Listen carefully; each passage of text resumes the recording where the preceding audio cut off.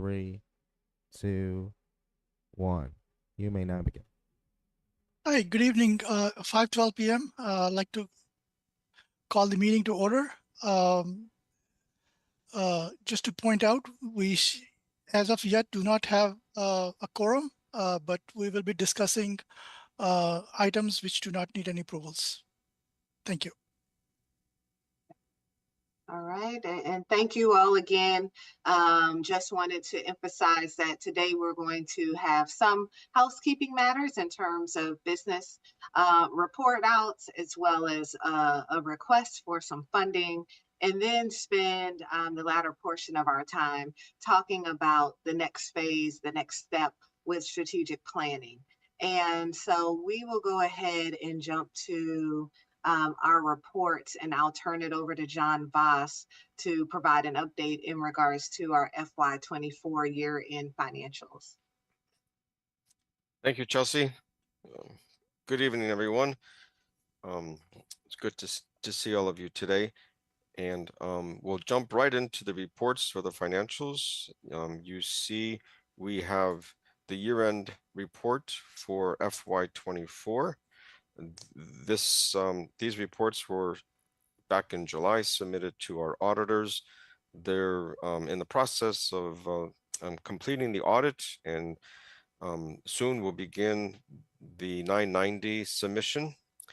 So if you scroll down just a bit, AJ, you'll see the changes, the impact basically on our assets. And we did budget about approximately $72,000 to use from our assets to cover to balance the budget for FY24. And as you see, we had to use a little bit more, almost $76,000 in assets, which is slightly above what we anticipated.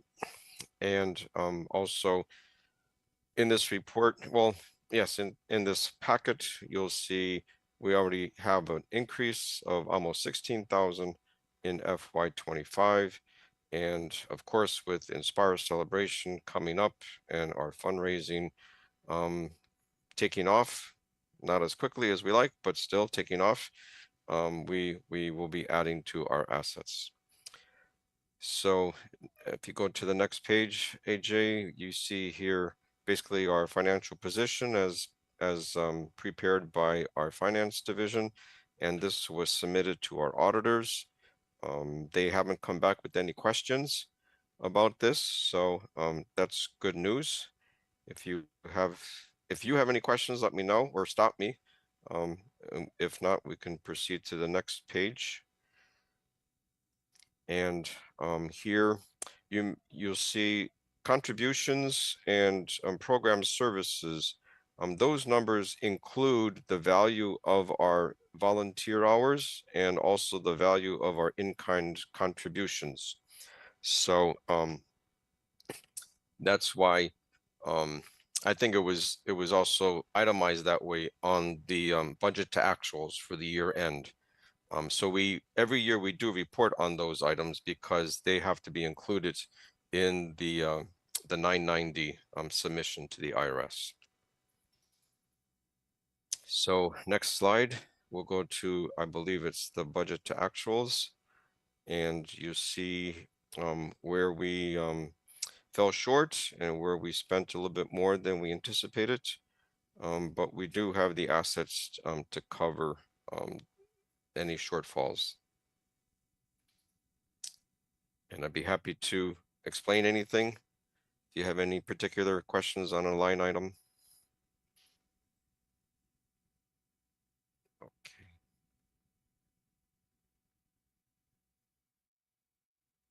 Okay. I had one quick question just on the where'd it go? The camp, I think, the Kids STEM summer camp. That one was the one that was sort of the biggest difference that I saw, and perhaps I'm forgetting a past conversation, but wanted to just understand what was driving such a large difference there. Sure. So when we drafted this budget, we were expecting only to receive $20,000 $579 from the county. But in the course of the year, the county came back and gave us 2 extensions on that contract. And that amounted in total to $37,771. So that's why there's such a big increase on the income side. I think it's, if you scroll down just a bit, AJ, I think on the expense side, it also shows, so it has a little more, because we,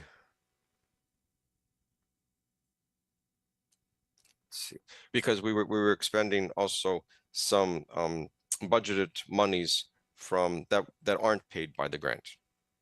So we included it on the expense side in that line item.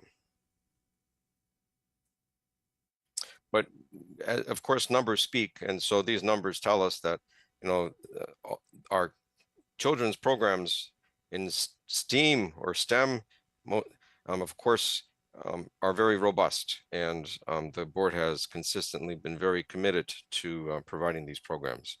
So, so that's what accounts for the difference. Thanks, I appreciate the explanation. And the STEAM forward a little bit down farther, that was completely paid for by a grant, and it was supposed to be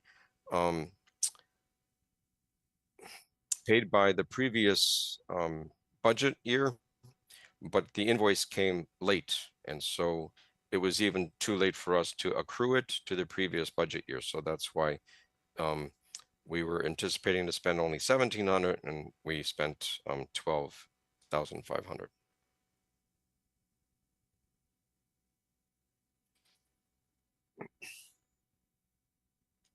Okay, if there aren't any other questions, we can go on to the first quarter of this current fiscal year. This, of course, this section was prepared by finance, and that's just basically a quick snapshot of our financial position. You see a slight increase in our assets, and then shows more activity on the next page. Scroll down to the next one, AJ. So most of the program services, of course, were related to the camp. And then the budget to actuals, and that can give you a little more detail on the activity. The next page.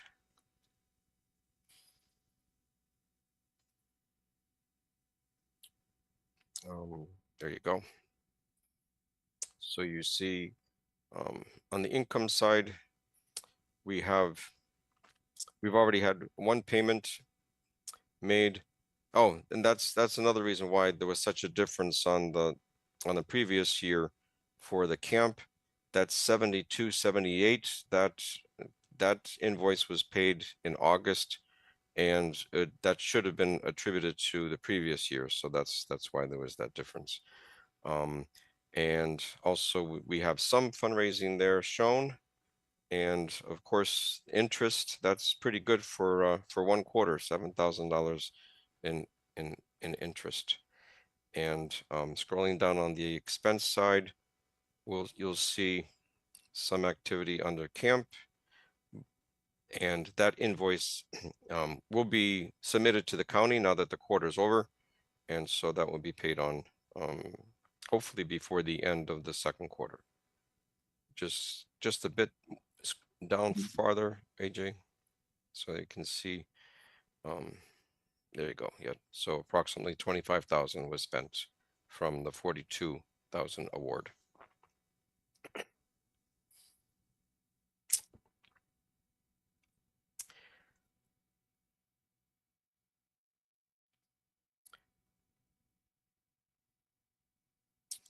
Okay, any questions on the first quarter financial report?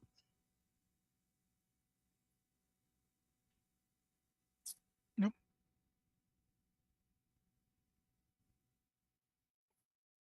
Okay, and then the final report in this section is our fundraising total so far.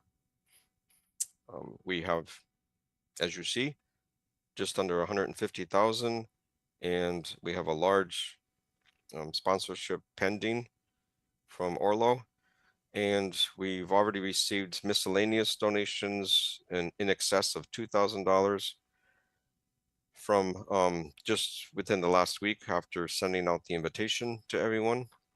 So we're hoping that the invitation will spur much more activity when it comes to making donations or pledging to be sponsors.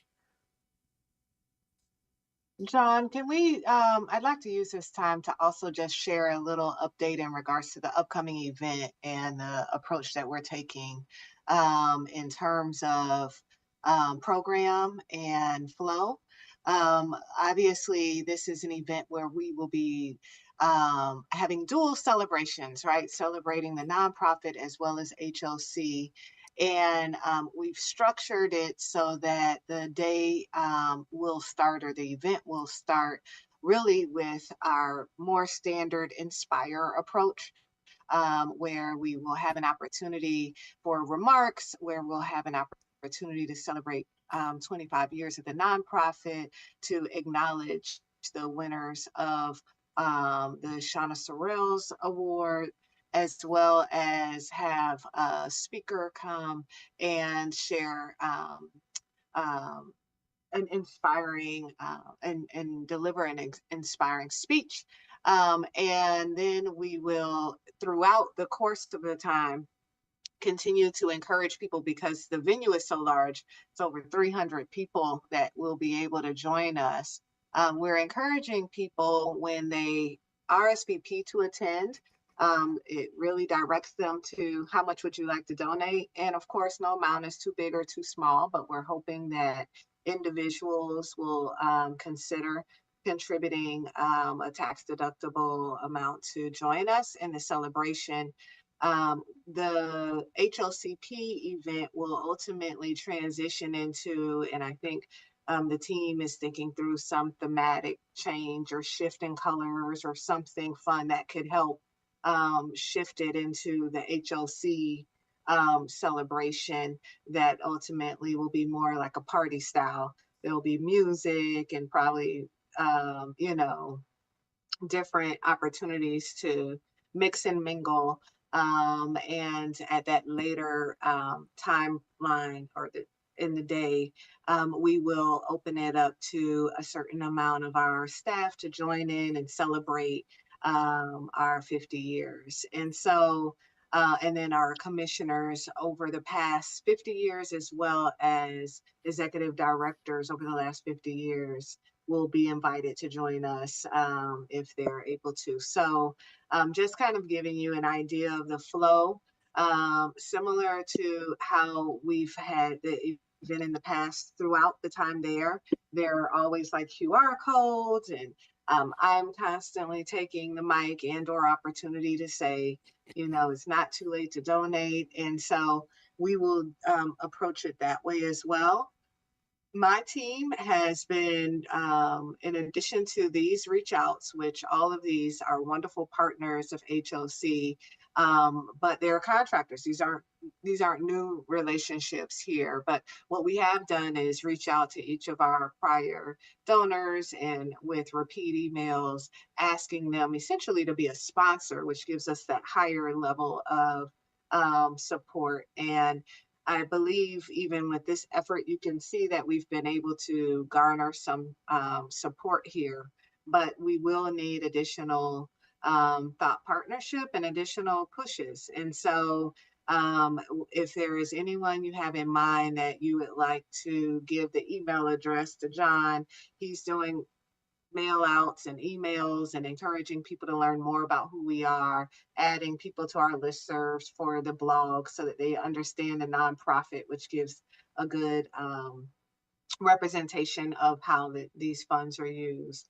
But just wanted to give that overview. And then if you have people that you would like to invite to the event, you know, hoping that we can, again, no amounts too big or too small, but that they be willing to contribute something to put towards this cause, but also to help us offset the costs of the event. So we're that's how we're approaching it at this time. And if there are any other thoughts or questions, because I believe this may be our last meeting until the event, right? I wanted to make sure that I had a chance to hear from you all as we're counting down the days. So Chelsea, did you, because I know after our last meeting, I thought we were going to kind of get something to forward to a few people, but we never got that. So I didn't know if that meant you all decided that wasn't really appropriate for us to send out or forward this invitation or this request. Because we never got anything about that. Okay. John, and I know the HOC commissioners asked the same, and I think what we need to do in short order is send a script that can be used. What was thought at the time was that maybe we would have you all reach out to different people on our list. We've actually divided and conquered that list amongst the executive team and myself. But it would be helpful for you to have your own script that you can also share as you deem appropriate. But we've, amongst the executive team and myself, have been sending emails to all of these folk. John, you're on mute. Between HOCP and the HOC commissioners, we need to get them that verbiage that allows them to easily copy paste. Yes, certainly you'll get that by tomorrow morning. And I would encourage you could easily forward the invitation that you received and add the template message and customize it as needed. This way they can see the graphic, they can see all of the supporters, and they'll be able to click on the RSVP button and directly attend or make a donation.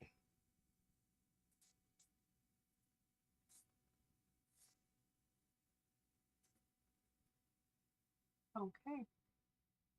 I think that's the update I wanted to provide. The event, I think, is going to be a wonderful one. And as I mentioned, for us, it's a fundraiser, but it's also a celebration.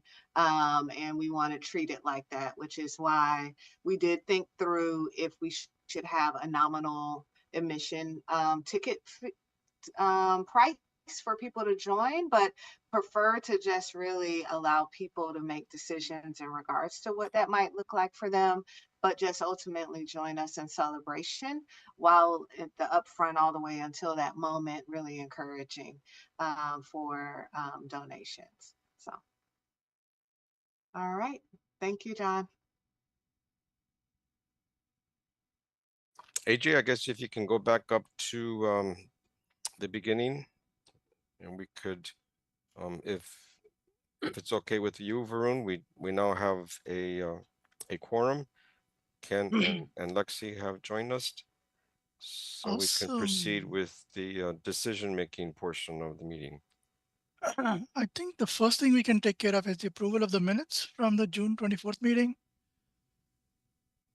So if everybody had a chance to review those minutes, I would like to propose a motion to approve the minutes from the June 24th meeting. Yeah, It's if you could hear me. We hear you, Ken. Okay. sorry. So you seconded it, Ken? All right. I'll second it if Thank you. All in favor? Aye. All right. Um, So the minutes from the June 24th meeting are approved. Thank you, John. So what's the next item on the agenda? The funding request from Resident Services to conduct senior programs. That's Awesome. on page 16. I think somebody will be going in detail. Yes, Stephanie Moore is here, and she could briefly summarize this request. Good afternoon or good evening. Stephanie Moore, Resident Services Programs Supervisor. and I am here to present the funding request for senior programming.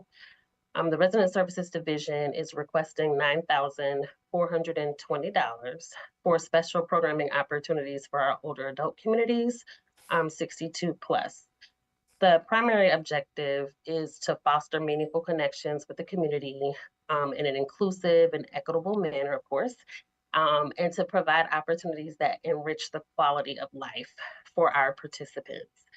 RSD is currently planning a mix and mingle event in November, and this will provide an opportunity for our older adult communities to come together to meet other residents at properties that we own, as well as to get to know community resources. And we have a really creative way that we're going to be doing that this year, which is to provide opportunities for community organizations to participate in the raffle and share of what it is that they offer within the community.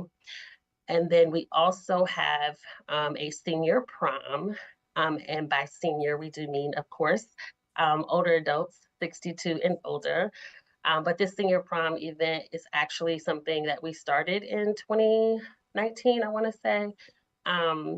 Actually, we had the original, the initial one in 2018 on a smaller scale, but we want to make this an annual opportunity for our older adults to dress up and to be in this very inspiring space where, again, they can enjoy one another's company, socialize, and have great food and entertainment. So these are the two program opportunities that we are requesting funding for, and that will allow us to cover the catering, the DJ services, entertainment, some of the raffle prizes, and obviously the supplies for the events. This is sort of just a part of a larger initiative in terms of really like intentionally creating opportunities for our older adults to come together. So we do plan to provide workshops and other opportunities as well that we will return to the board in terms of funding for. But for this initial request, we want to focus on our two special events, our two larger events. Thank you. Are there any questions? I think it sound like really nice events, and I appreciate you giving the context that it's part of a larger initiative that you'll be growing over the year. You talk about sort of the larger goals around socialization and mental health. Can you talk a little bit about how if you have measures that you are linking to sort of resident experience, or some organizations are measuring social isolation, it's not always a one-for-one, but how are you understanding impact of this effort to increase socialization and reduce isolation and get seniors together? Yes. So I think in terms of the opportunities and the engagement that we have already provided to our older adult communities, our resident counselors provide what we call community engagement at our older adult locations. And we have heard from our older adults that activities like field trips, opportunities to get together to play games, shopping trips, anything that will allow them to connect or get up and get out of the building. These are opportunities that can be a cost burden for them, but these are things that if we're planned, they would certainly participate in. And in terms of just sort of the larger research and connecting these opportunities for socialization can certainly impact their overall mental health. It would encourage them to sort of build community, which is why we want to create these larger events to bring the groups from the different locations, right? So we want to be able to support what it is that they want, and they want these activities. So I think a large part of the justification of focusing there is because this is something that they have asked for. They have really enjoyed the senior program, the senior prom events in previous years, and we've had, I want to say, I think the capacity was 100, but we have had at least 75, 80 of the residents participate in those kind of like larger events. And so I think really it's about hearing from them, and creating opportunities where we can sort of meet those requests.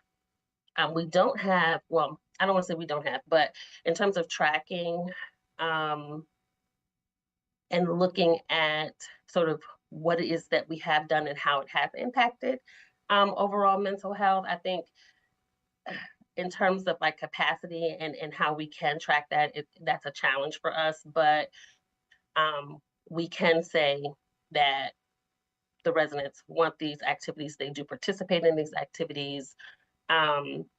We have, for some of these activities, we work with partners, and in terms of like surveying, I know that there are outcomes that we can certainly like gather that information from our third parties, but it's pretty hard because we would have to, I think there's a capacity issue there, in terms of us being able to sort of track the success or track the some of those data points, whereby we don't necessarily collect them in other ways outside of programming. So there's a challenge there. I guess what I'm trying to say is that's something that we could potentially like look at in terms of our strategic plan, and figure Yeah, out if I may how add, Stephanie, that was, Right. may I just jump in here? I'm sorry. Zavita Riley Blackman, Vice President of Resident Services, for the record. So yeah, and we'll get into the strategic plan outline later, but in the last session, we talked about a dedicated space in terms of how do we measure impact for different groups and what is appropriate there. It might not be the same for youth as it is for seniors, so we'll really have to think about what measures we want. I think for large scale events in particular, we might want to think to get some quick impact statements at the end, and you know, an exclamation from participants at the end that we can either have them video record or have them write down, so that once they go back to their location, we don't sort of lose that touch and that opportunity to gather feedback on how it was impactful. But we're aware that measuring impact is a key component that we want to integrate, and that is why we made it an explicit part and a dedicated focus of the upcoming strategic plan. And lastly, we do welcome ideas on that subject, of course, and we also welcome you all to come out and participate. So if anyone has the time and wants to come to the event and kind of get to see the experience that the participants have and talk to some of the participants, we welcome that as well, because I think it would really help to sort of see what we see when we're out interacting with residents, and how much they really benefit from these programs. But we're doing a dual approach. One is we're trusting the research on a lot of the things that we're offering, and we went through that rigorous process of attaching research to each of the different channels, if you will, of service that we're recommending for the forthcoming 5 years, and then backing that with also what is then that validated impact, and what are some creative ways to look at impact that are not as rigorous perhaps as an organization that is like fully staffed and dedicated to running these sorts of programs, you know, day in and day out. So those are two sort of components that we'll be bringing forth in the strategic plan. Thank you. Thanks. I appreciate the other context. And I think we've talked about this in some of the past conversations, that, you know, you've identified this in the strategic work for the coming year. And I think there's an opportunity to, you know, not every program is going to have a discrete outcome. Sometimes that works, and sometimes it's looking at everything in the whole and sort of saying, we know that we had these multiple touch points and that we have this initiative to engage our seniors, our older adults. Where are there some, you know, survey questions, things that, you know, may not be as deeply evidence-based? You can turn to the evidence, but you can also tout the impact that you all are having, you know, for fundraising, for other purposes, to say, you know, we see residents reporting greater levels of satisfaction, lower levels of social isolation or sense of, connection with neighbors. There are other sort of more accessible measures of impact that might be an opportunity, and have examples. If you haven't seen those, I'm happy to talk separately outside of this meeting about Mhm. some Let me examples. chime in here as well. A couple of things. One, I do want to just echo what the team has shared in regards to us responding to what our property managers and resident counselors and residents are asking for, right? Because, and we can demonstrate in terms of participation that we're not advancing programming where people aren't fully subscribed. So the residents are going to go on that field trip, and they're definitely going to come to this prom that they have told me about repeatedly and how it was the time of their lives. So these are things where even as I get out and about and I'm at the Leggett and I'm at different sites, people are saying, well, you used to do this or we used to do that. So they're requesting it. In terms of the ability to survey and capture data, Davita is spot on. We've advanced and shared that was a gap, and we've also identified that we'll improve and move on how to do that more in the future. Obviously, at the end of each of these events, we can get some quick feedback loops. We have recently conducted, and this week the final two take place, and in fact tomorrow Arcola Towers, staff engaged customer service give back event, where literally at the end of each of these events our seniors and our residents are standing up and saying thank you so much and giving their own testament, versus kind of, can you stop here and do this survey? We're getting that live feedback. We will and can deploy other ways to capture this, but I do want to just indicate there is a data point that's independent of HOC. There was a survey that was done or an audit, the Office of Legislative Affairs for the county did a full assessment last year of HOC senior properties. They asked questions. It was independent hard copy surveys as well as in person, about everything related to our properties in terms of maintenance, property management, and resident services. And in fact, and we should pull that back up if you all haven't seen it, but they have identified resident services as being one of the strong suits of living in one of our properties. They've identified the programs that they participated in.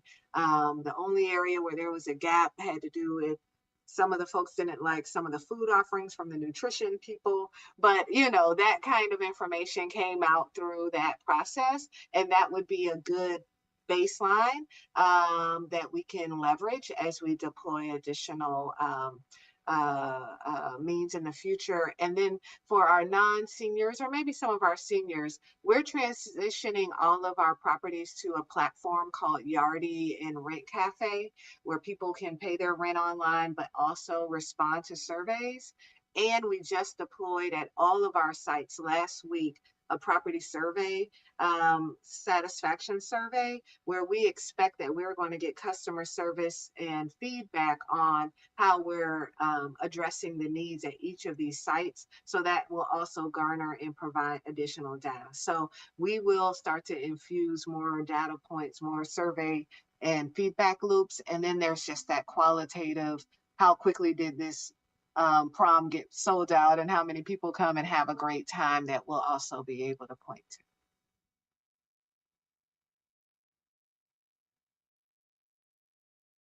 All right, so is there a motion that needs to accompany this request, John, in terms of the budget request?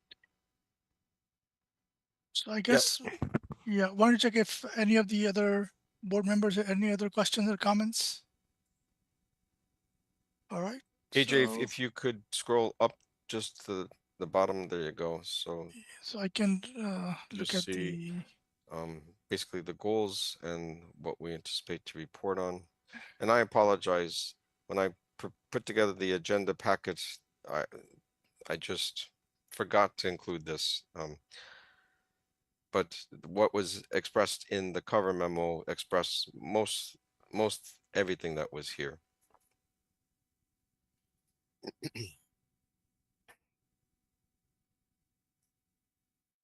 all right. So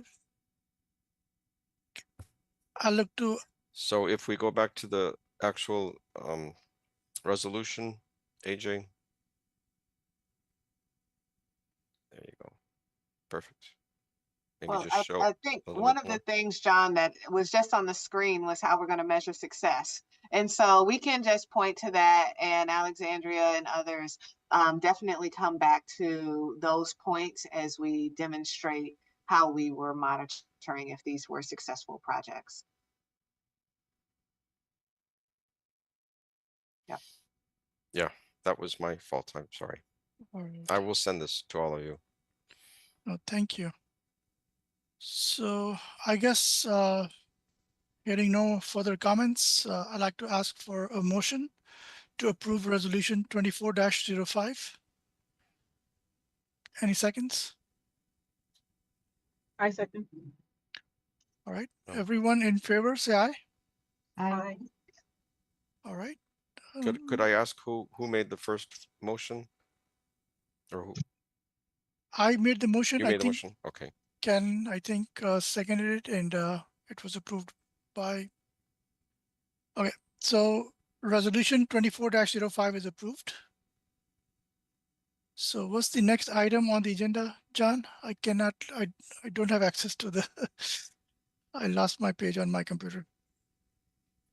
So what is next is today's discussion on the strategic plan. So in this section, let me just double check, make sure this is what we're talking about. In this section, I included a recap of our discussion that we held on September 9th. That's what we're looking at right now. So everything in red are the notes that I took. Basically, took all of your comments and recorded them so that we could use your input when we get to this portion of the plan for drafting. So this is a good reference point for us as we prepare the draft on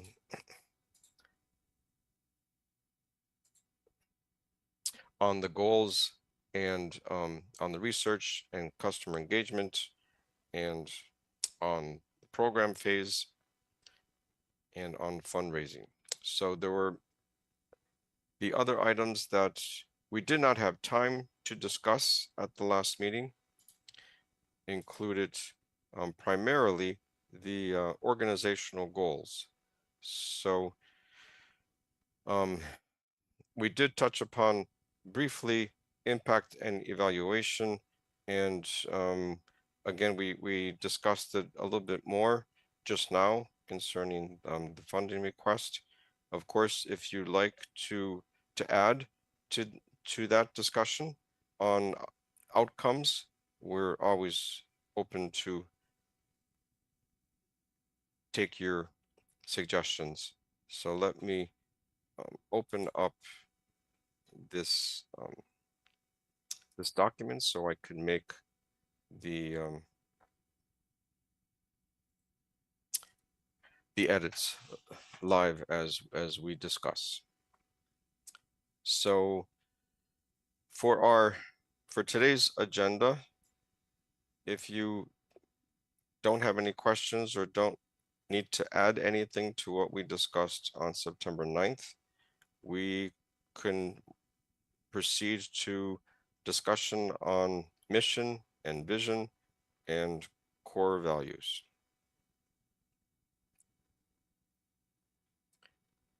So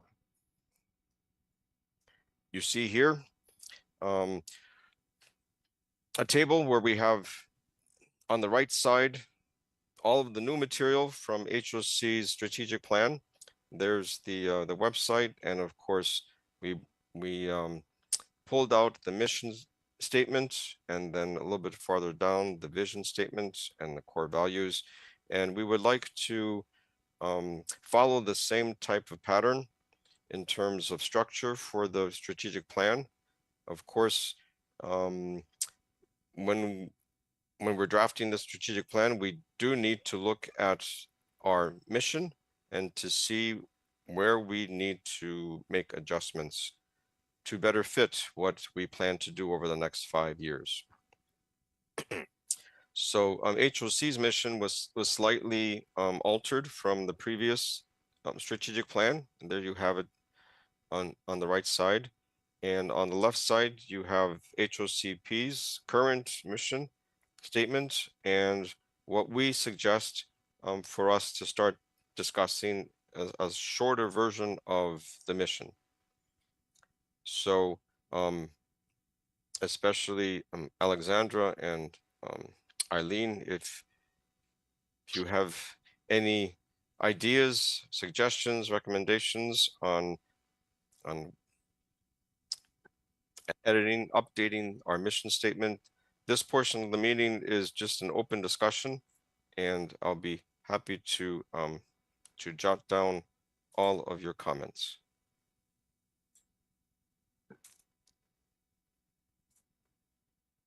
So we propose a brief statement is to empower people with low and moderate incomes to improve their self-sufficiency and to reach their fullest potential.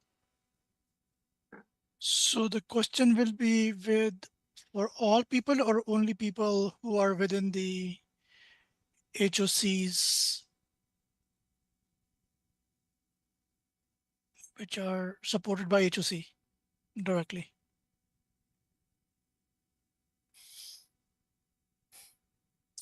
HOC residents, basically, right? Or Yes. HOC, however you define that. Customers more broadly, to include those, at least in some of our service offerings. Oh, I'm sorry, this is Niami Powell, the Service Coordination Manager for Resident Services.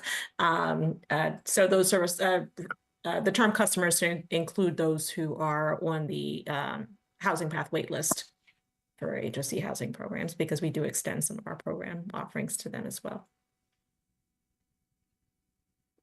So I guess that's the first one, is being clear. So it's not all people in Montgomery County. So that's probably helpful.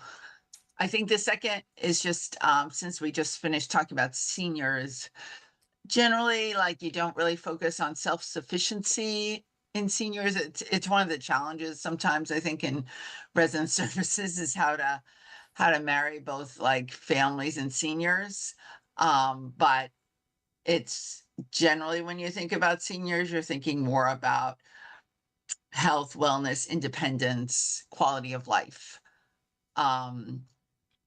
So I think if in fact seniors are important, also similarly, like, I don't know, sorry for not knowing this exactly, but like what level of supportive housing, also, but I feel like self-sufficiency is probably a little bit narrow, and talking about a full potential for senior, I don't know if that's how you think about that. So I've struggled with this every time that I'm doing something that relates to both seniors and families, but I would encourage you to think a little differently about that.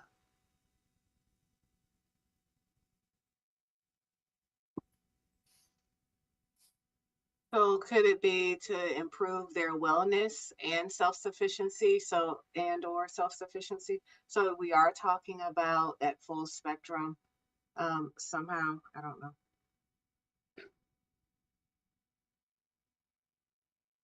Because for our seniors, our focus really is ensuring that they thrive, that they feel supported, that we provide everything from nutrition support to health to, as we just discussed, opportunities for addressing isolation. So it really is a wellness focus for the seniors. And then for everyone else, what our goal is and hope is that we're able to allow them to reach their fullest potential. And so that's another way that we describe the work we do as well. Yeah, I think wellness is good. I actually think wellness is incredibly important for everybody, right? Because a lot of the families we serve have, especially from a mental health and trauma side, have really probably been through a lot. So I'm just trying to to cheat. I'm sorry, I was kind of unexpectedly away this weekend, so I didn't get to. Yeah, and I think the word opportunity is just another one that is always really good to use when you're talking about kids and families and people and jobs. So So John, Yeah. instead of us trying to wordsmith this exact thing, maybe can we jot down some of the terms that we're hearing? Yeah. Wellness, opportunity. Chelsea, you said thrive earlier, which was nice too. Mhm. And we're certainly focused on economic mobility.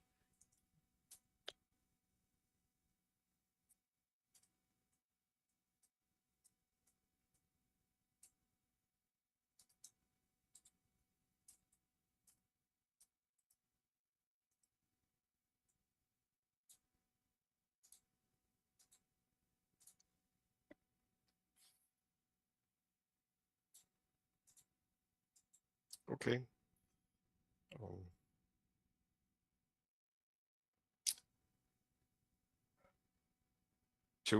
to empower customers to pursue opportunities that help them increase their wellness, thrive, and reach their fullest potential.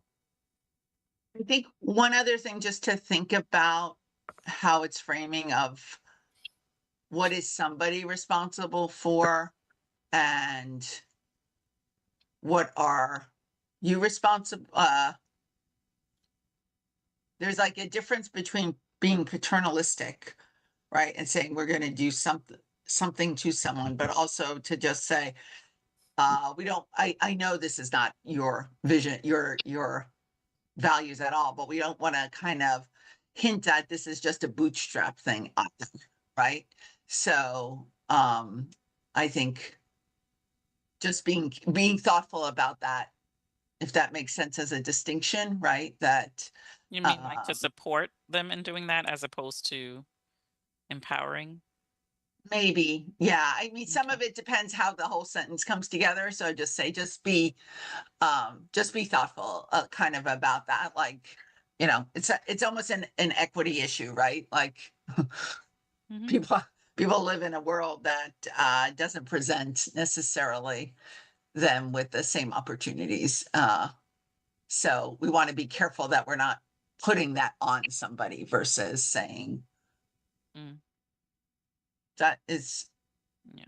I think the support role is something to note, John, to circle back on. Okay. That's what you're saying. John, maybe I'm mistaken, and I'm just trying to refresh my memory. Maybe somewhere on the website or in some of the previous refreshes that we did, there was a word which I'm not sure I like, but there was a word, there was a part of the sentence which said cycle of poverty. So the good Yes, that thing was is, in the old yes, if literature. yeah, oh, okay, so I do remember somewhat correctly. So I did not like it to some extent, but it does sometimes some of the things that we do approve in case of emergency funding does support those actions, support that function. Plus, we are trying to cover here low and moderate incomes, but not covering that sort of cycle of poverty. So just putting it on the table, food for thought.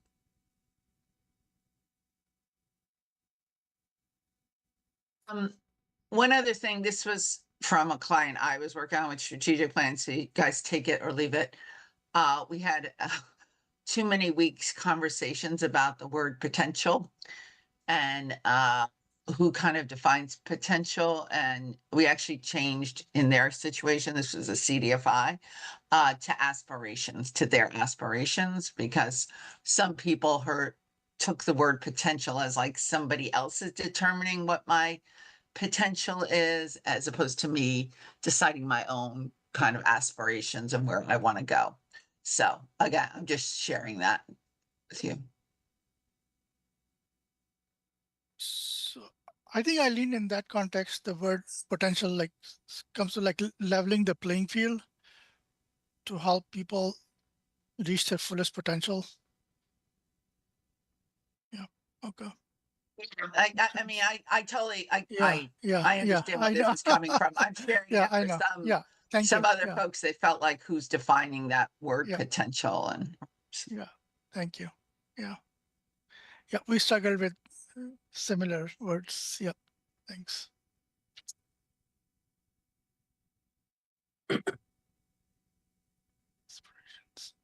All right. I think we have a lot to work from here Yeah. for mission. Let's look at vision.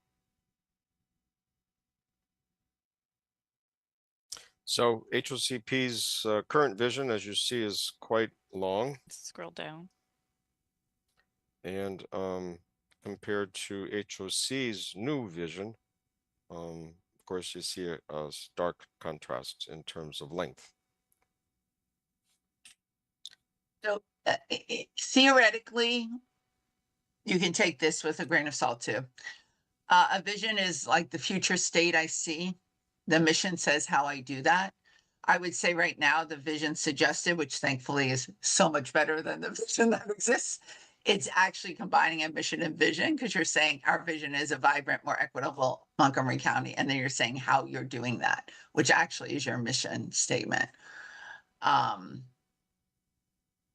So I think just trying to think of how those two things work together on your, but I love a more vibrant, equitable Montgomery County. That's kind of a big vision for HOCP.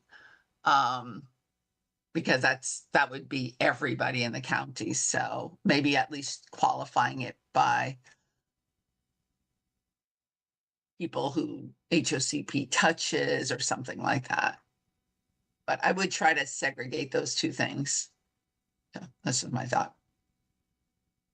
When I read it, the one thing that I felt like was missing in it was something about the engagement. You spend so much time engaging the community that it's community driven. I don't know if that fits here or someplace else, but I felt like that was missing for me. I thought that came up somewhere, John. The community led part. Did that come out of this? You have community informed down Oh, okay. in values, Can we? which I have. Oh, I see. It was in the values. It was in the values, yeah. Gotcha. I just recalled seeing discussing it. And I don't want to jump ahead, but on that, there's a whole sort of theory of change around participatory engagement, and informed is typically on sort of one side of it. So wanted to raise in this conversation, like, should we be thinking about something a little bit more aspirational that's closer to community driven, or more inclusive, and where residents have more of an active role, if there's some language that gets captured there. Mm-hmm.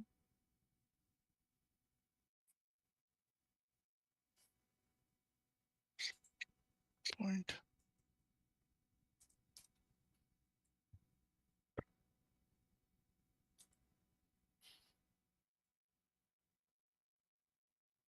I'm sorry, are we able to go down to where the...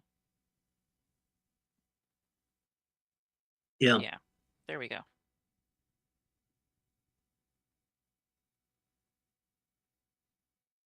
And it could be, the vision is to contribute to a vibrant, more equitable Montgomery County, if it's not to build. So, but it is important to, given the vast distinction we saw between income levels of HOC customers versus the larger county, and the different racial breakdown and how disparate that was, I think it is important to address that equity issue.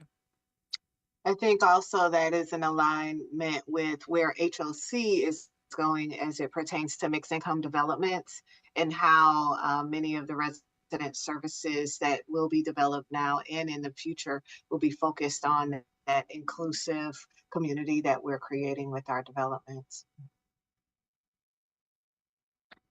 That was another word I jotted down as I was thinking about this, was the word inclusive. I was thinking about it more in the values section, but it could show up in different places.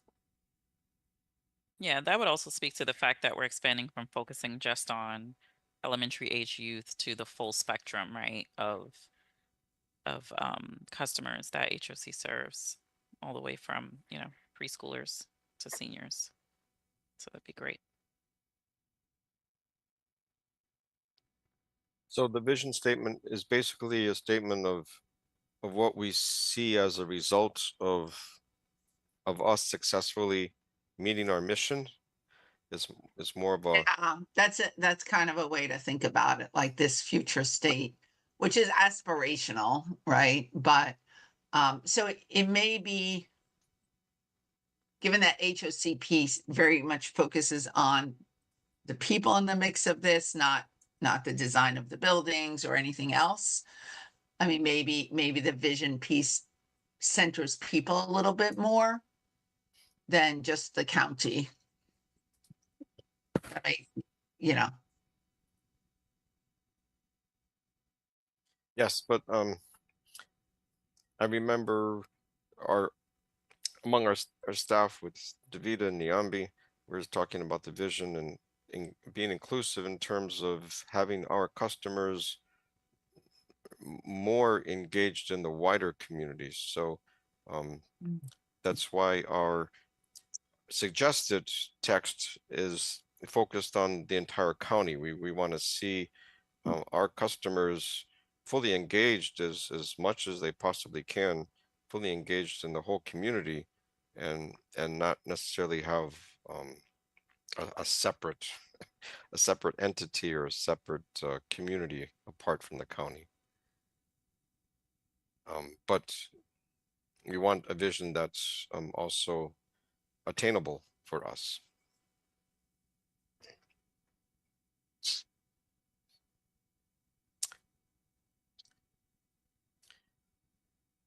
Any more suggestions on how we can refine the vision statement, phrases, specific words? What would you like us to to focus on, the wider county community, or focus primarily just on HOC customers? I think we got the direction, and I actually do agree in regards to how HOCP is deploying its resources. It really is supporting HOC customers.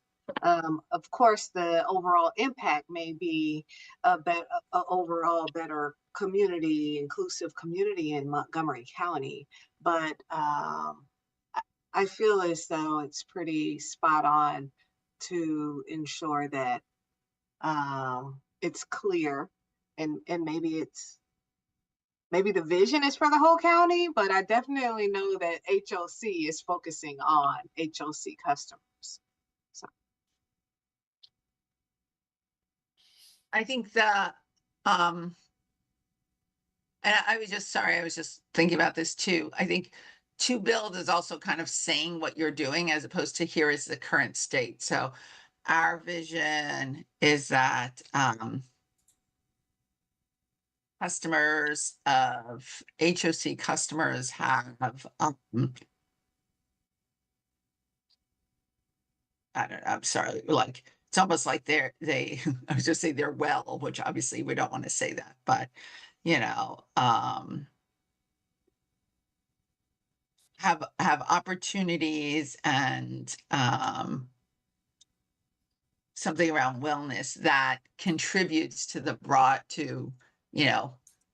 to them and the broader community or something, but somehow tying it to like our vision is, I think, I mean, you guys know what it is, right? It's all the people that you're touching have a different opportunity and a different level of wellness that then and strengthens them and strengthens the HOC communities they live in, and then strengthens Montgomery County.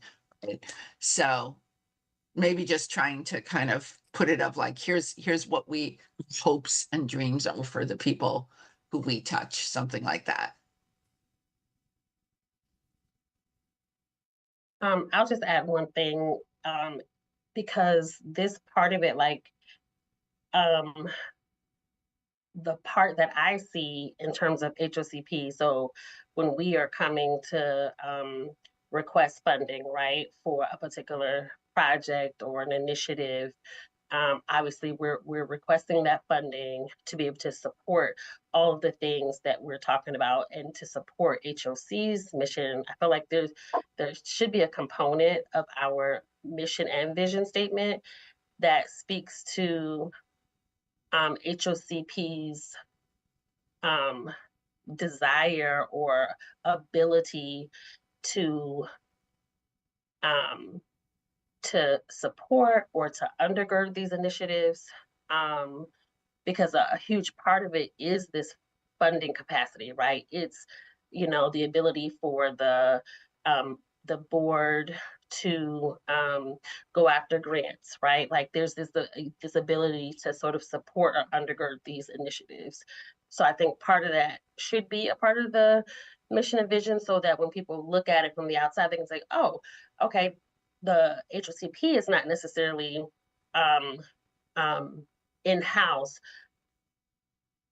executing these opportunities, but they are a support mechanism to undergird these opportunities, because there's a distinction there. Like if I didn't know anything about HOCP and I went to the website, and I'd be like, oh, HOCP is like literally or executing these opportunities, but that's not necessarily the case, right? It's the support of the HOC mission and vision, and I feel like that just needs to be acknowledged in some way in our mission and vision statement for HOCP. That is. Mm-hmm.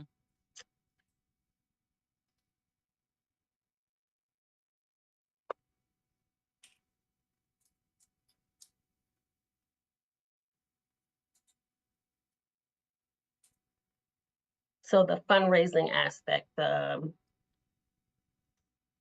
that component, I feel like just needs to be highlighted.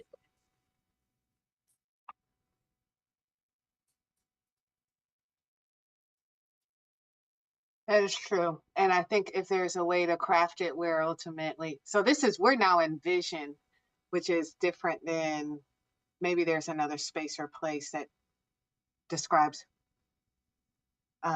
what HOCP is. And I feel like that's where the explanation of what is this entity and how we describe what the entity is and what its purpose is would be helpful, because definitely this is the entity that ultimately supports the resident services and helps advance the mission of HOC. So we need to figure out how we incorporate that, but not necessarily, I don't know, in these two buckets. I don't think that it should be in the vision statement, for example, which is where we are right now. Yeah, I put a note in the mission section too, so we could maybe craft it somewhere in there as well. Okay. And so then now we're at core values. This is the first time HOC created core values. And this was in response to feedback that we've received both from staff in needing to be very clear and for us all to be on the same page in terms of what we value and how we deliver, but also to uphold these values on a day-to-day basis with regards to how our customers understand what we value and what we prioritize. So we have core values primarily for that purpose. I'm agnostic on if we need to have another set of core values, but I do see some good suggestions here. And so I guess the first question is, do you all believe you want core values for the nonprofit? And then secondly, if so, sharing feedback in regards to what's been proposed.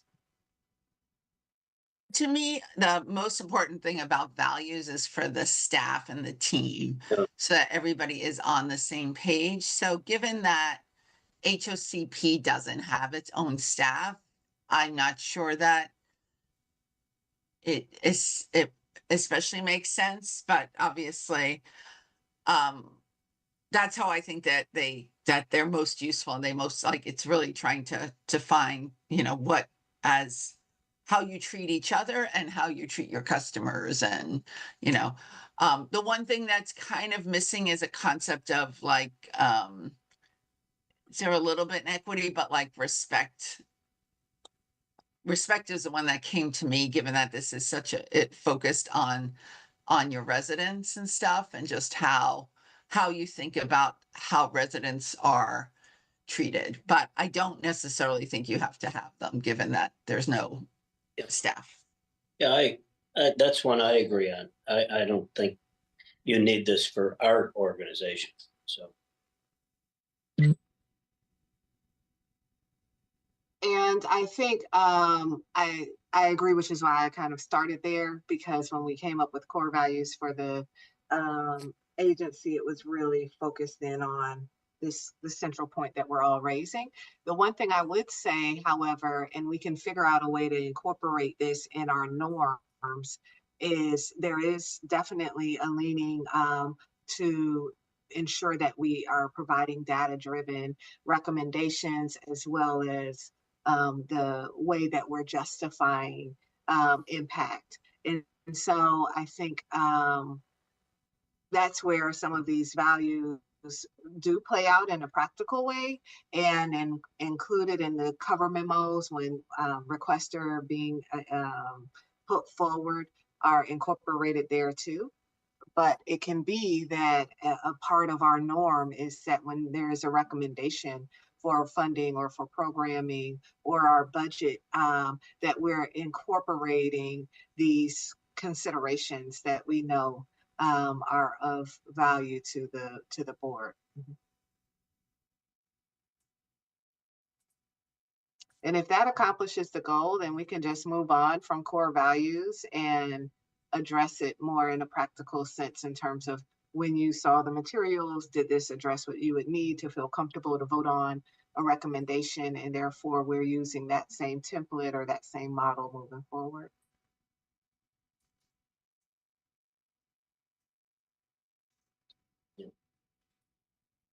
Does that seem to work?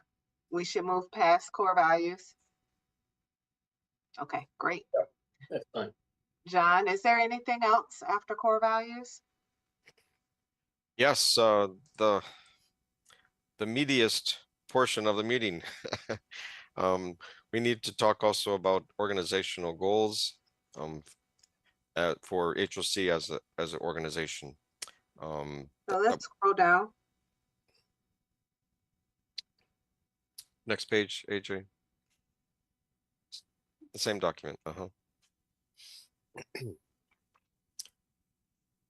So we posed these questions at the last meeting in September. We didn't have time to address any of them, but basically we want to look at ways of enhancing the outreach of HOCP on a variety of ways, in terms of pursuing grants, pursuing better fundraising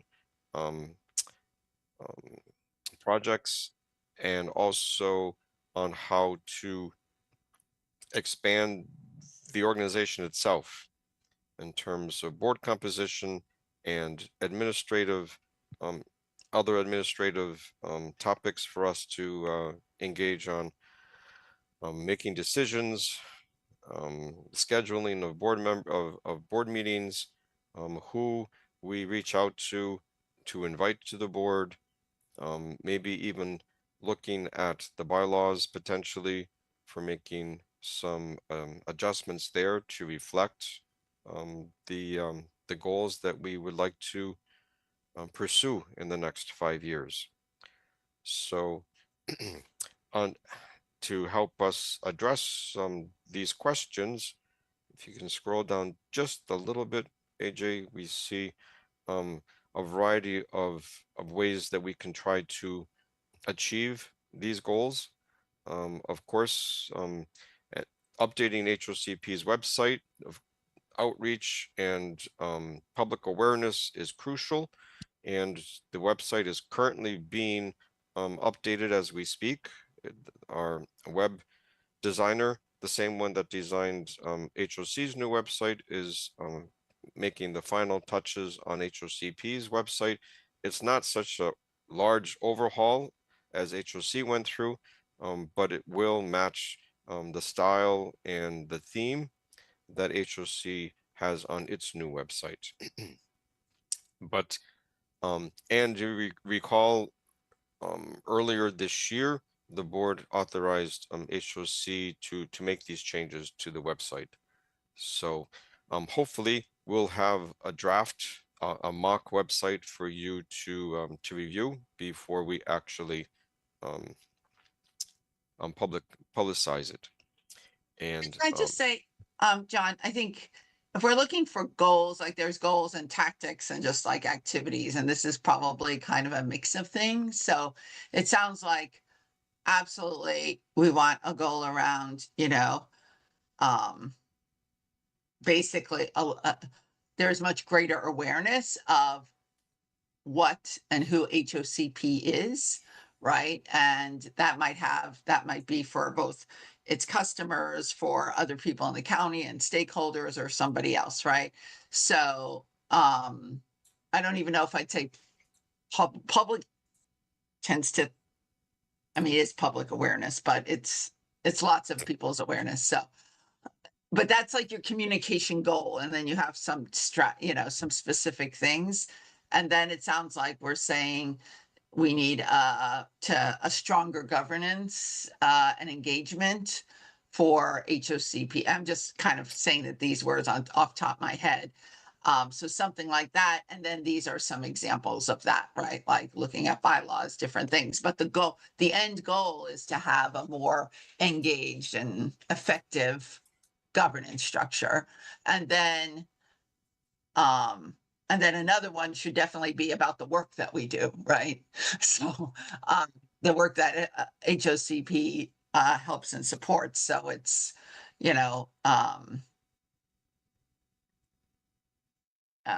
something about more HOC customers have kind of improved in this or have been able, I don't want to say they've just participated, right? There's some impact thing in 5 years that is somewhat measurable, right? That's improved their opportunity or their wellness or something like that. And then you have strategies. I think, Alexandra, I don't want to speak for you, but like that helps to start to say, okay, that's our goal with the residents is this bigger picture goal. And then we have various strategies that get us there. And there's something over 5 years that we're trying to measure of what has this had this positive impact on residents. But I think it's absolutely essential that there be some goal in here that is about the work and not just about like, how does the place function, which is also important, but. So I know those are just some quick thoughts.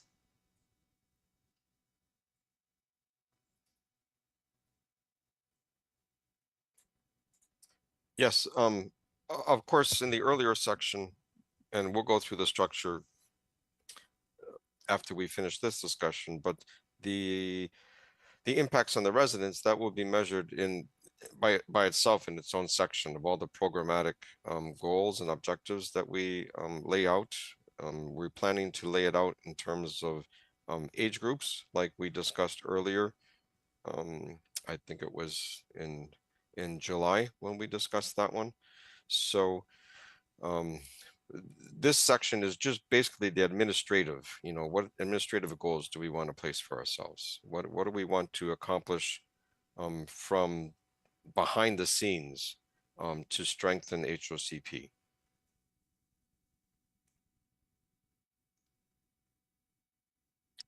So, and these are topics. They're not necessarily goals. That they weren't meant to be drafted as a goal. So they're just meant to stimulate discussion. So the website, of course, increases awareness. It doesn't require, I don't think, a whole lot of discussion. It's kind of self-evident. But if we could touch upon any of these topics as you like. I guess I was saying, I don't think that increasing awareness and engagement or whatever with HOP is just about a website, right? A website's a very it's great, but you have to drive people to the website. You have to decide how. You have to develop the good content, and it's not just you want content in other places. So it would seem like there's a broader communications goal, and that is obviously is almost like one of the first things you have to do. So the fundraising goal, you know, is there an actual goal here for fundraising? Like in 5 years, goals to have HOCP's budget at $2 million or something, or I'm just picking a number here. And then that would have several elements underneath it. So, I'm just trying, like, if it's part of a strategic plan, I feel like there should be a goal, and then you have these various tactics and activities. You can call them strategies. It depends, but those like you know, some are done in year 1, some are done in year 3, some are done in year 5. But your goal kind of stays the same across that strategic plan.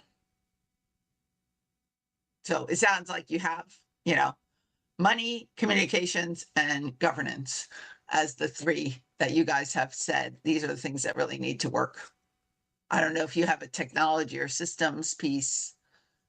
That would seem the other kind of big one of how are you getting data? How is your data working with with Yardi? You know, are you using Yardi? How is that happening? Maybe that's not an HOCP thing, and that's just an HOC thing. That's kind of a normal issue for most operating issues and strategic plans. So. I think you've done a good job in terms of creating buckets almost of the goals that we need to lift up and how we'll classify them. Yes, setting targets would be great as well, or aspirations in terms of those goals, so we can even have further discussion on what we think is reasonable. I think we have to acknowledge that there will be some evolution of the nonprofit in order to even accomplish some of the goals that we've set forward. But having an opportunity to evaluate our current structure, to think through how we're approaching fundraising, to think about our communication and outreach, as well as technology, those are really good objectives that I think can span over the next 5 years as we think about how to take HOCP to the next level. I also, you know, think in terms of both Varun and Ken, you're able to provide a level of historic understanding in terms of how the nonprofit has operated in the past. You know, the organization, I think, has been one where it's been able to be a source of funds that anyone who partnered with HOC or others that wanted to donate were able to do so through our nonprofit, and our nonprofit ultimately supported the programming. There's not full-time staff. You know, John, of course, is handling this work on an ongoing basis, but if we got to a point where we're setting goals of millions of dollars of fundraising, that looks completely different. We're now obviously needing a staffing development consultant. Now we might be targeting more ambitious grants, which require a lot more oversight and accountability in terms of how we're accomplishing tasks. So I do think that further discussion or analysis on the governance and where we see the organization going would be key there. Yeah, even now, I think all the man hours are being supported by HOC, correct?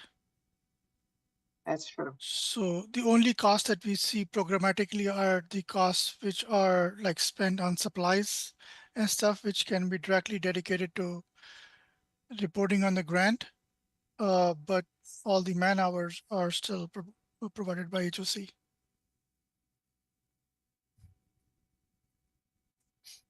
So which does tell us that we are very far away from self-sufficiency. So it's not going to be, you know, it's going to be a big lift. But I think setting these goals where at different points, there's a point where we have an opportunity to evaluate and look at where the organization is based on the funding, based on the need, based on the board members. That would be a good thing. So.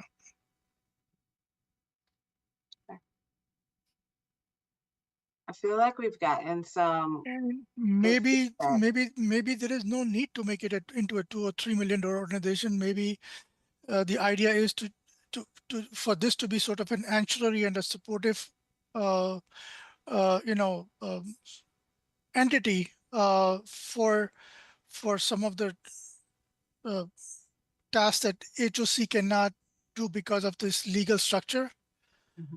And the only way to get support from the donors would be to have a separate entity and not directly, send in money to HOC. Yeah, that was the original purpose, actually. Yeah. A lot of people didn't want to contribute to HOC directly because it was a government agency, and they were worried about whether it was going to be deductible, and also they just didn't they wanted to contribute to a nonprofit rather than a government. So this was just to support where possible or where necessary. Shouldn't say possible, but necessary. I think that's where we are, especially maybe at some point if we expand the board, have people who bring in other skills and experience around fundraising and can really support the organization getting to those higher levels of fundraising. At that stage, we should reevaluate how the organization works and is structured. Right. But I think right now, we've been able to do a pretty good job of supporting the resident services initiatives, and with thoughtfulness and having good thought partners to help guide us in that. We definitely want to and need to raise more funds. So we're trying to think about how we do that, but then also how we balance it with everything else. So. I guess when I put that number out, to me, Chelsea, this is really about what level of resident services does HOC want to have, and how much of that, I mean, I know, for me, I still have a hard time having this segmentation between like, HOC is doing that part and HOCP is doing this part. Not that HOCP should do it, but I feel like it's hard to think about impact when it's like, there's some of it's here and some of it's there. But if you guys are saying like, okay, level of effort dollar-wise that HOC needs to have in resident and support services to achieve where HOC wants to be 5 years from now is $8 million. And HOC already through programming and federal past grants and whatever different ways has 6.5 million of that they think they can achieve. Then that leaves a gap of 1.5. Right. That's where I was trying to go with that. Like, where are you guys trying to go and what's the gap? And I think one thing that would be super helpful from a kind of governance and really getting the board, like helping own this in a different way, would be more of that comprehensive look of like, here's all the resident services, here's the piece of how HOC contributes, or otherwise say, HOCP, you are literally just a fundraising board. And that's your job. And your job is to basically give HOC the money, which is totally fine. But then that should just be clear that that's the job. And then we look for, honestly, like different kinds of people in some ways for, at least compared to me, I'm not saying to other people, in that board. So. Right. I think the clarification. No, and I think we're in a good conversation here, because obviously some of you are new members to the board as well. And as it pertains to orientation or how that could be enhanced in the future, we definitely need to think through. I will just share with you that resident services programming funding has one source. It is HOCP. Okay, HOC currently does not have budget line for our like STEM programs and many of the after school programs. This is all being generated through the nonprofit, and we have HOC has what's called Section 3, and HOC Works, which is the equivalent of Section 3, and that's another funding source that ultimately provides some of the programming that we provide.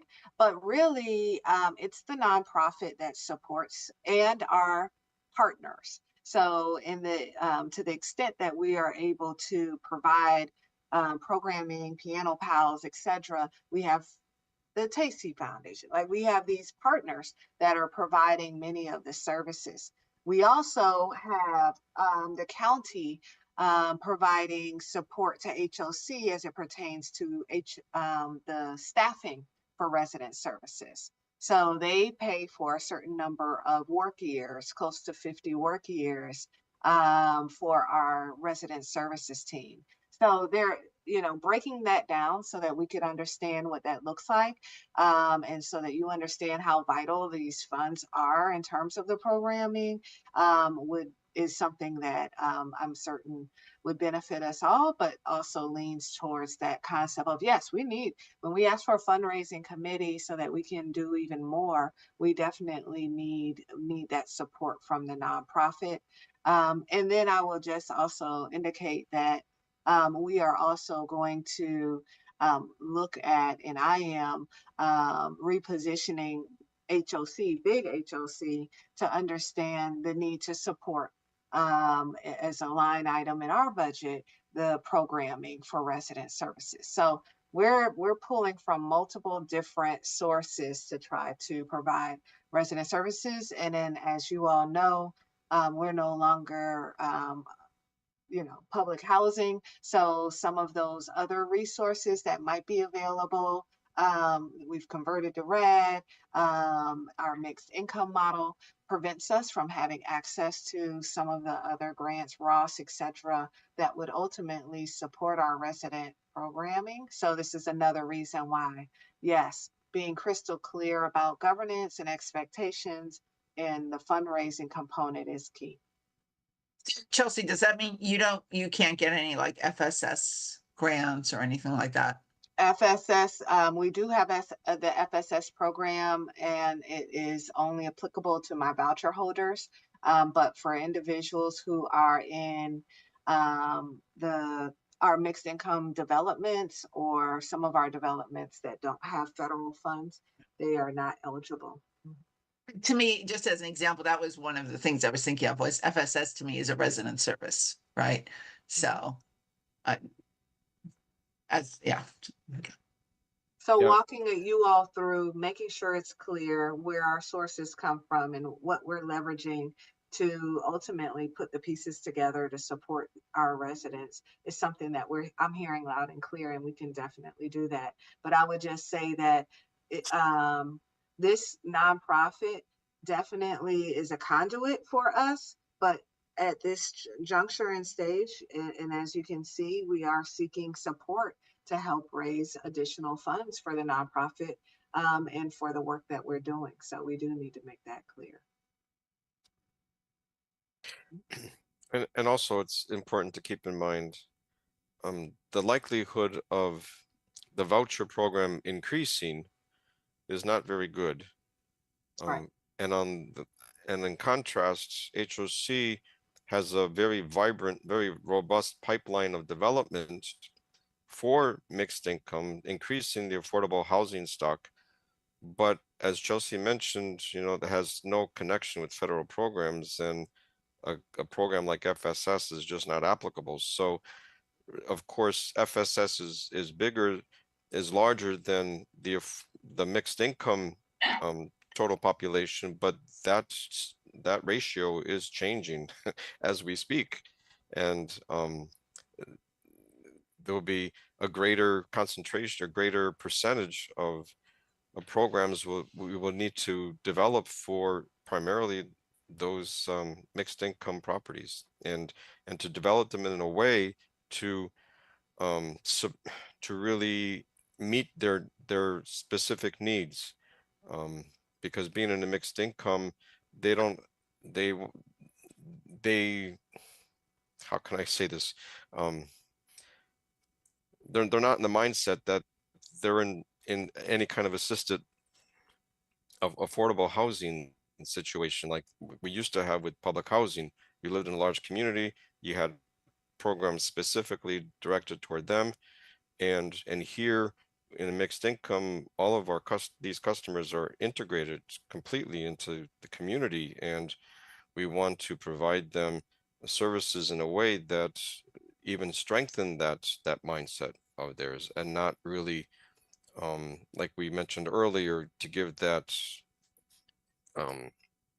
impression that we're hand holding or doing anything of that nature. We're really empowering them to be even more engaged and more integrated into the general community. So we'll have fewer and fewer federal dollars to do that, and we would need more and more private dollars to help us reach those customers. I guess I think always in a strategic plan, the biggest challenge is there's a lot of things you have to do and how you target your resources. So I guess this is a way longer than today philosophical piece of, to the degree you have limited resources, should you be equally spreading those out, or where should you be targeting those? But it's 6:40, so that doesn't seem like the right time to start that conversation. But I guess I would just say, I do think you have to make hard choices along the way. And so. Yes, thank you. So we have our marching orders. Thank you, everyone. This was very helpful. Of course, this is recorded, so Davida and Niambi and I and Stephanie will be looking over some of these clips to help us when we draft the plan for you to review. AJ, if you want to share that next document really quickly, the structure. That was a separate PDF I think I sent you. The second one. There you go. So ultimately, now that we have all of your feedback, we plan on following this overall structure. Of course, we will rewrite and update the mission, vision, and core values, well, minus the core values based on today's discussion. And in section 2, of course, we're going to show all the demographic data and the needs and anticipated needs of our customers, incorporate best practices on how to meet those needs. And then in section 3, we'll focus on all of the goals, primarily attached to each major age group. And of course, this does not always mean that HOCP has to use its discretionary funds to support. It means that HOCP will be in support of the grant, the pursuit of grant funding for these programs. We may be casting a wide net, but it doesn't mean that HOCP necessarily has to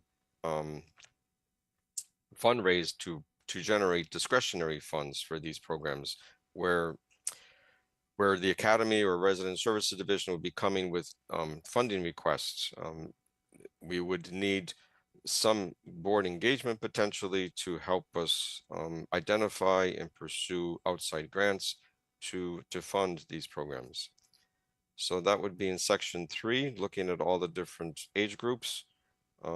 We don't have to align them with new corresponding goals because we're not going to include them. And then section 4, scroll down just a bit, AJ, we will look at our fundraising or our organizational goals as we discussed just now, taking all your comments and suggestions. Good. So that's the overall structure. We will try to get this to you, a first draft to start reading and offer your comments, your suggestions, your edits as quickly as we possibly can. Okay. Hopefully within, I don't know, Davida, do we want to commit any kind of timetable? Of course, not days, we're talking weeks, but a safe estimate, hopefully. Sure, I know we're about a month away from the celebration. I know that there obviously we won't be sharing the entire plan there, but maybe a shortened version or some sort of snippet as a part of the event itself. So maybe within 2 weeks, so that there's a 2-week time frame before the event Yes. to be able to get some final thoughts. Very good. That's what I was Yeah. thinking too. Yes. Sure, sounds good. Very good. Okay. Seems we had a very productive session today. Yeah. And we still have 12 minutes to give back to the board and APLU staff. All right. So I guess it's time to, sorry, Ken, you were going to say something? No, I just said it was a very good discussion, especially on stuff that we know we're not going to do in the immediate short term, because there's, some philosophical discussions about what HOCP is. So, but we'll see how it plays out in the version that's provided to us. So, but good. I thank the staff a lot for this. Thank you. And these exercises are never easy. So thank you for your patience. Yep. And as you learn, we all learn. Even I think Ken has, spent more than a decade with this organization, and we are still learning as the organization evolves. Yes. All right. So no, thank you so much. Yep. And without further ado, I think this is a time to call for a motion to end this meeting today. Seconds, We want to continue? No one wants to make a motion? Second. please. All right. Thank Okay. you. All right. So the meeting for today is adjourned. Thank you. Thank Thank you. you. Have a great Thank night. you.